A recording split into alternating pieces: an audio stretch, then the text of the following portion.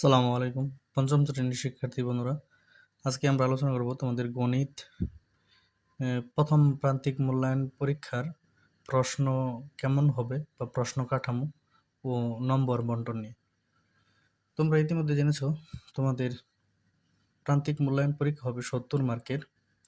এখন প্রশ্নে সিলেবাস অনুযায়ী কোন অধ্যায় থেকে কয়টা অঙ্ক থাকবে, কিভাবে থাকবে, চলো তা নিয়ে আলোচনা করি। যেমন প্রথমে থাকবে বহু নির্বাচনী প্রশ্ন বা এমসিকিউ, টিক চিহ্ন 10টির উত্তর দিতে হবে। তারপর 2 নঙে থাকবে শূন্যস্থান পূরণ 5টির উত্তর দিতে হবে, 10 মার্ক।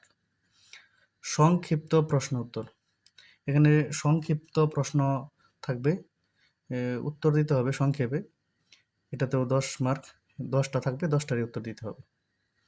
তারপর গুণ ও বাক সংক্রান্ত সমস্যা যে অধ্যায়টা আছে আমাদের, ওই অধ্যায় থেকে 3টি অঙ্ক আসবে, 2টি দিতে হবে।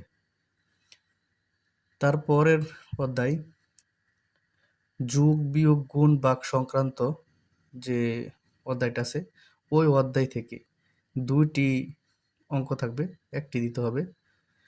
যেমন যে অঙ্কের দাগগুলোতে যোগ বিয়োগ গুণ ভাগ 4টির মিশালে কাজ করতে হয়, ওই ধরনের দাগ দিয়ে অঙ্ক থাকবে, 2টি থাকবে, 1টি দিতে হবে, 6 মার্ক। তারপর তৃতীয় অধ্যায় গণিতক ও গুণনীয়ক, এই অধ্যায় থেকে 3টি অঙ্ক থাকবে, 2টি দিতে হবে, তার মধ্যে 12 মার্ক। তারপর জ্যামিতি থেকে 2টি থাকবে, 2টিতে হচ্ছে 10 মার্ক। এই টোটাল হচ্ছে 70 মার্ক।